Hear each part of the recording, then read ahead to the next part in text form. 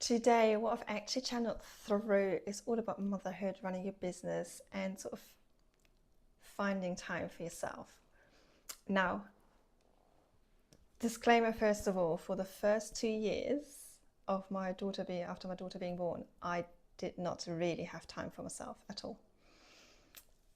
Just as a disclaimer up front, and which is actually quite nicely leads me into all of these like outside pressures and voices and noise that we're getting as a mum, as business owners, that we need to do like XYZ, we need to find time for ourselves, we need to do all of these things.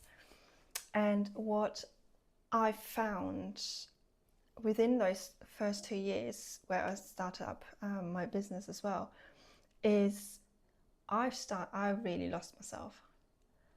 And what happened was, especially in my business, is I started to listen to those outside voices more than what was actually my own truth, which then led me down the way of running a business that I was so disconnected from, that didn't feel like me. And it's only last year when I switched it completely what I'm doing to what I'm doing now that it feels like me, it feels like my truth. And you know, this goes to like all parts. I have so many examples for that, like in motherhood as well, where I listen to outside voices. I'm just like, why did I do that? But it's just a case of today's message that is trying to come through for quite some time is just doing whatever you can in the moment.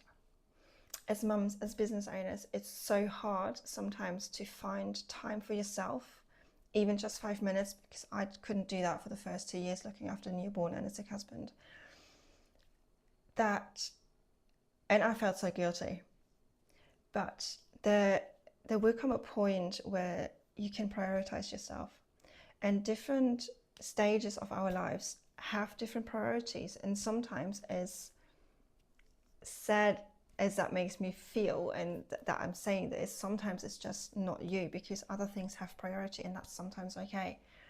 It's just about coming back to ourselves and finding just those little pockets to look after ourselves and just to really come home to ourselves.